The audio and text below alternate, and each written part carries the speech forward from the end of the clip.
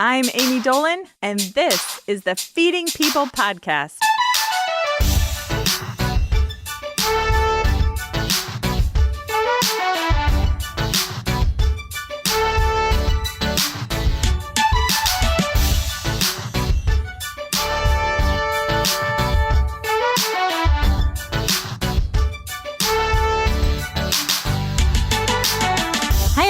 Welcome to Feeding People. I'm Amy Dolan, your host. I am so glad to be with you today for this episode. As always, if you could rate and review the show wherever you listen to podcasts, that would be great. Maybe it's on Apple Podcasts, Google Play, or Spotify. Rate and review always helps us get the word out and widen the table of this show. See what I did there? Also, if you're able to share the show on your social media, that would be great too. We'd be so delighted to see what you're cooking, what you've learned, who you've invited to your table. I mean, come on, share what you're learning from the show or what you're inspired by, what you're connecting with on Instagram or Facebook or Twitter. I like using the hashtag Feeding People Podcast. And if you would do that, I would be so thrilled to see how you're connecting with the show, what you're cooking. I mean, maybe I'm going to steal one of your recipes. So please post and let's be inspired together. I always hope in creating this show that we would all be inspired to feed people wherever we are with whatever we have and pull up a chair and experience the magic of the tables that we're at. And so today I'm going to be sharing my own journey. I am my own guest. I don't know, is that a thing? I'm going to be sharing my own journey towards embracing my identity as a home cook, which has been quite the journey. What I've come to realize for myself and heard from some of you is that most of us want to feed people. We want to create great dinners. We want to feed ourselves. We want to feed our families. We want to have beautiful dinner parties. But often the thing that stands in the way is our lack of security in our cooking skills. And I know that that has been true for me a million times over. Cooking was something that just always seemed unapproachable to me, like something that was only reserved for the professionals. And it wasn't until I saw Rachel Ray on her cooking show. I think she describes herself as a cook, not a chef, which is just so crazy to me. Someone like Rachel Ray. But in seeing Rachel Ray cook on TV and really like learning her ethos about cooking, that it's about creativity, that it's about feeding yourself, that it's about thinking about the people you're about to feed and cooking and making good food just for them as a way to share love, that's something like connected for me, that cooking didn't need to just be reserved for the professionals, but it could be for home cooks like me who cook for loved ones and really want to use it as a way to express love. So a few months ago, I was thinking a lot about how sometimes I hide my identity as a home cook, how as I was meeting more and more chefs, more and more professionals who had gone to culinary school and worked in restaurants, how I was kind of hiding that part of my identity. I wasn't lying about my lack of formal training, but I was hiding. And honestly, I just never want to be a person who hides parts of my identity, but that's really hard to do, right?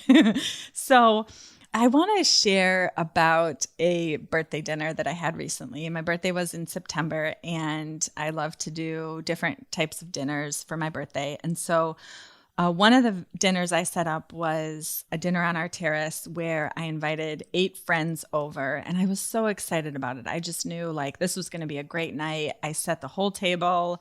It was a beautiful night outside. I asked everyone to bring a dish that was meaningful to them so we could have just a beautiful table of food that was special to each person. And I was just really, really looking forward to what the night would be.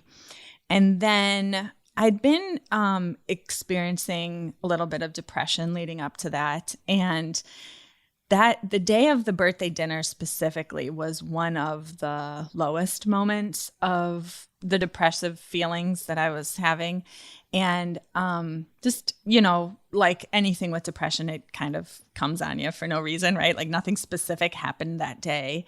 And by all means, it actually doesn't make sense to me because I'd really been looking forward to this dinner. Some of my best friends were coming. It was just everything was going to be good about that night. And for whatever reason, I felt like during the day leading up to that dinner, I was spiraling into a very dark tunnel and felt very overwhelmed by life, very hopeless, all of that. Remember Kelly even asking at one point, like, do you want to cancel this? Like, are you going to even be able to show up to this dinner and host this dinner? And I was like, I don't know, but I know I can't cancel. That was like all I knew. And so sure enough, at 7:00, all my friends came over and they brought their wonderful food and we set it all out and we went outside and we ate, and it was just exactly the dinner I needed. It literally saved my soul. I feel like it maybe saved my life. Maybe that's too dramatic. I don't know. But it definitely saved my soul and my spirit that night. And I think like that's for me when I talk about cooking and food and the power that it has in like connecting us, the power it has in even cooking for ourselves, for our friends, inviting people who mean a lot over to our table. Like those are the stakes I'm talking about for myself. And of course, every dinner isn't that way, doesn't hold that sort of stakes, thank goodness. But those are the stakes that are at play for me, that tables and food literally save my soul and remind me that I'm okay, that life is okay, that I'm surrounded by people who love me and will care for me. And in eating good food together, my body is nourished and cared for. And so that's to me why cooking at home is so important. And so a few things that I've learned as I've become a home cook and just embraced my identity in that, as I've tried to sharpen my skills and really just be the best cook I can be for myself and for others. First of all, like practice is everything. I just think practicing cooking is the key for me. Something about cooking that feels like the practice element wasn't always there for me. And the key for me in becoming the best home cook that I can be is practice. And that means a lot of things for me. Like this morning, I made scrambled eggs, fresh tomato, and arugula on toast for breakfast, just for me. And I salted I salted the tomato, I salted the eggs, I put the spicy arugula on top. I thought afterwards about, what if I buttered the toast next time? Could that have added another level of flavor? And that was practice. I fed myself this morning. That breakfast was delicious. And then I also thought, okay, great. Next time I do this, I'm going to maybe try buttering the toast. Maybe I'll add a little bit of everything but the bagel seasoning on top. Maybe I'll slice some apple with honey on the side. And so it's just always practice, even if it's just for yourself. If you're making a beautiful meal, like notice what you like about it and what you'd like to try next time. I love practicing on Kelly every single night, right? Like as many weeknights as we're home. I love making dinner for us. And it's just always, always practice every night so that when your friends come over, you feel a little bit more confident. And you know what the thing too is, like, you can practice on your friends. Sometimes I think we think like a dinner party has to be perfect when we invite people over, but it doesn't, especially your best friends. Like they just want to come over and be with you and have a great meal. So you can practice on people all the time. You can tell them you're practicing, or you don't even have to. I don't usually tell them. But man, do I take notes afterwards. Just kidding. Last night we were at Liz's house for dinner, and Liz is trying to have 24 dinner parties this year as she turned 24. And we were number 20 last night. And I asked her what she's learned in doing 20 dinner parties in 1 year so far. And one of the things she said was that everybody likes to eat. Everybody likes to be invited, and everyone likes to be fed and eat. And it was just such a great reminder to me. You can practice on your friends. I can practice on my friends and family all the time because everyone loves to eat. Everyone loves to be invited, and they just want to be at your table eating your food. So if it burns, if it boils, if you bake something and it's a disaster, it's okay. Like, it's okay. You're at the table together and you're practicing. So that's a key for me. The other thing that has been a key for me in becoming the best home cook that I can be and continuing to become better is paying attention to my own style. So I've noticed that my specific style of cooking is very simple. I like just a few ingredients, probably like 8 to 10 ingredients. I like really fresh vegetables. I love to chop. And so like a chili is really, really fun because it's got a lot of vegetables with a lot of chopping. I love really beautiful looking food so that the presentation is really special. I'm eating pescatarian now. Kelly's eating vegan, so I mainly cook that way as my style. But like I've just noticed if I can pay attention to my style and stay focused on that, I can continue to practice my skills within a very narrow style. And that has really, really helped me because what I've noticed is there's a lot of cookbooks, there's a lot of food resources coming at me all the time, right? There's like a million food TV shows. There's a cooking segment every single show you watch. My library is awesome. It has every single cookbook in the entire world. And that's really exciting and also so dang overwhelming. And it's easy when you're not paying attention. I've found for myself when I'm not paying attention to my specific style of cooking, what I'm good at, what's best for me, what fits into my lifestyle, all of those resources coming at me can be very, very overwhelming. And so I've noticed like if a favorite chef of mine comes out with a new cookbook and I'm really excited about it, I can page through it quickly at the bookstore, at the library, and I can determine quickly if this cookbook is going to fit into my style of cooking, and I can choose to check it out or not. But you got to be able to discard and set aside all of the resources, which are going to be the majority of them, that don't fit into your lifestyle. I find like it's a rare day that a cookbook fits perfectly. And it's like, 90% of the recipes fit into my style and what I want to do for cooking for myself and for my friends. But develop your style, pay attention to your style. Pay attention to the number of ingredients you like to do, what matters most. Pay attention to what flavors and things you like to eat. I mean, there's no shame in like just starting with, hey, I love squash. So tonight or this week, there's going to be 3 squash recipes. I mean, there's no shame in that. You don't have to cook for anyone else or compared to anyone else. Pay attention to yourself, what you like to do and what you like to eat, and do that. I mean, just give yourself permission. Let's give each other permission to do things like that.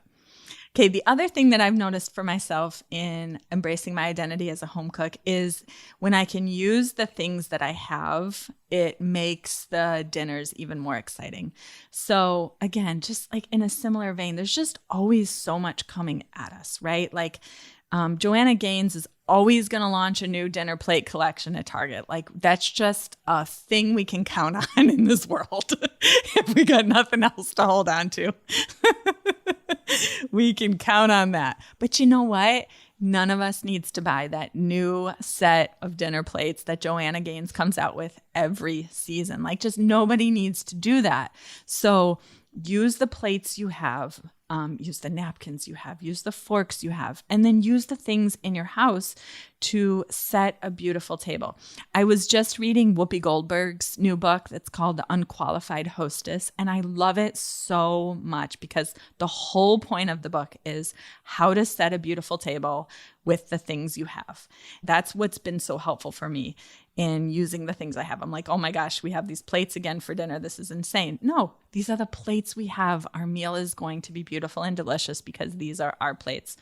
In Whoopi's book, she actually, I think it's maybe Halloween, she actually shows you her, in the book, she shows her troll collection and how she puts all the trolls out on the table. And I just thought it was so awesome. I actually wanted to go and find all of my old trolls and set them out for something. It like expanded my mind in thinking about how I can look around the house and find more things that I wouldn't think to put out. Use what you have. The other thing is, as we use what we have, let's also invest in a few great tools that make cooking fun and easy for us in the kitchen. Like I've noticed this has changed everything. When I got my first set of knives, it changed everything. And I think that's why for me, I realized I love chopping so much is because I had great knives. I had really great cutting board and then a fry pan skillet. You don't need 5, you don't need 10, you just need 1 or 2 fry pans and skillets that you can use every single day and that make you feel great. Those things really, the few investment pieces in the kitchen that fit exactly with your style and who you are and your lifestyle will make all the difference in wanting to cook, wanting to practice, and wanting to do it more. Okay, another thing that has really fed my spirit and my creativity as I've embraced identity of home cook is when I pay attention and follow my own curiosity. And so for me, that means when I'm at a farmer's market, I'm noticing like what sparks my eye, whether color or shape or a taste that I've had previously. If I'm at the grocery store and I'm noticing a display, I think like, oh, why am I drawn to that? Maybe I could try and pick up that produce and cook it.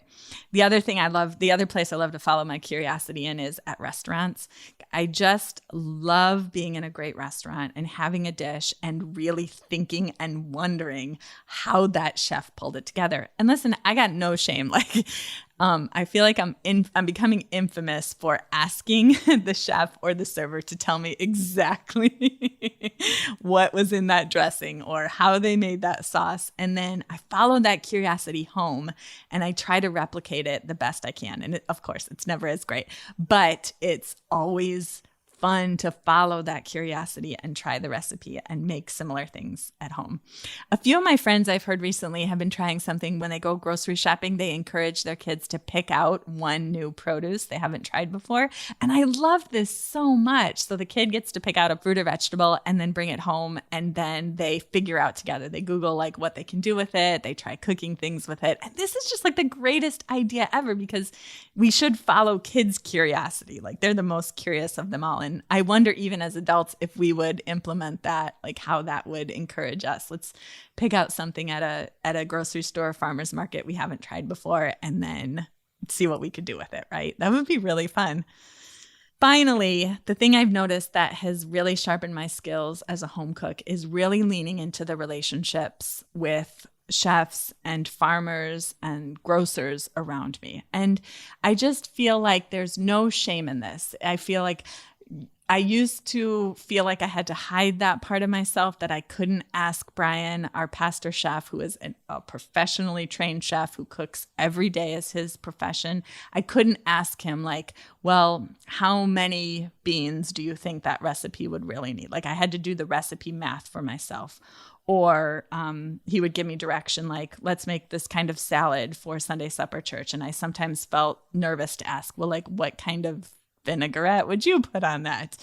But no, there's no shame in that. There's no shame. Like we should lean into the relationships. And that's one thing that has helped me so much. I just ask Brian like, hey, how would you do that? Or what goes with this? Or what do you suggest? And I do that all the time, not just for Sunday supper church anymore. Like I'm having a party and I'm like, Brian, listen, what can I do with these 10 ingredients? And he's amazing. Like he loves sharing his knowledge with me. He loves that. So why wouldn't I lean into that? I mean, the chef cook relationship could be amazing, right? If you know chefs in your life, like lean into it. If you are a chef, like lean into the relationship with a cook in your life. It's amazing.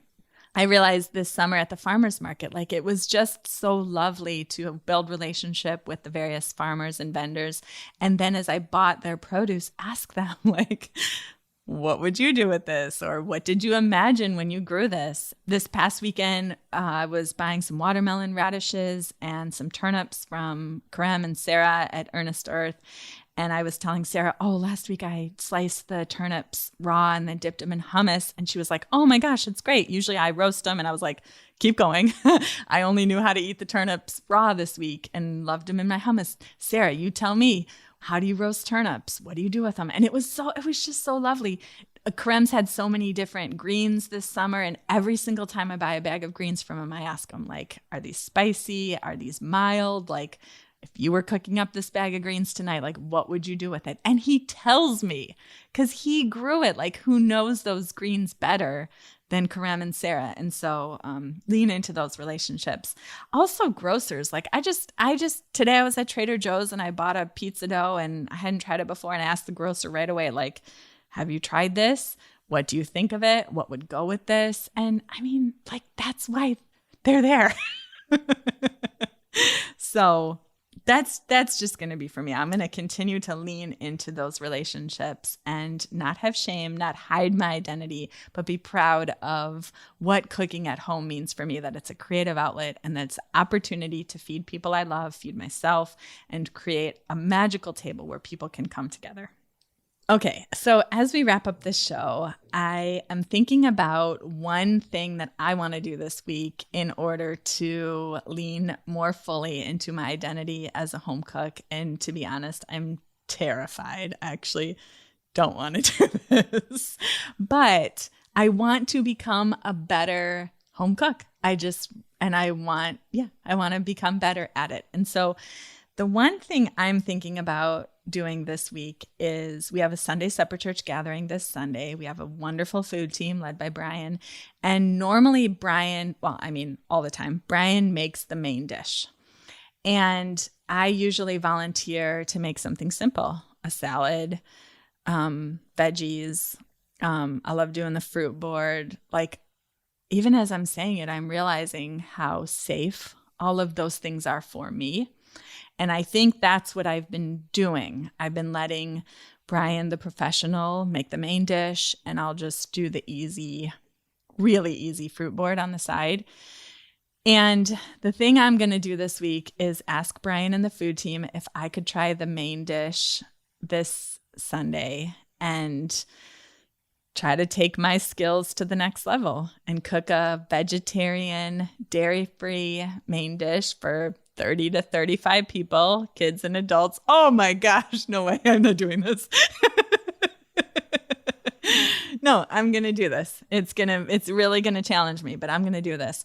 And as I do this, I just want to ask you, is there one thing that you could do this week that would sharpen your skills and help you more fully lean into the home cook that maybe you want to be? Maybe it's a cooking class that you've seen advertised for the holiday season, how to host Thanksgiving dinner or how to have a wonderful holiday season with your friends and family, how to make that turkey. Oh man, I remember making my first turkey like 2 years ago. It was crazy. Maybe this is the year for you to make the turkey.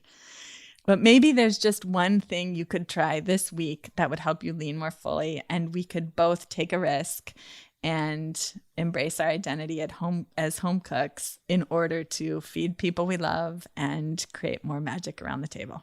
Okay, thanks so much for listening today. This has been really fun. It means so much that you listen to my story and the things I've learned along the way. I hope that it inspired you and challenged you, and I hope that together we can feed more people.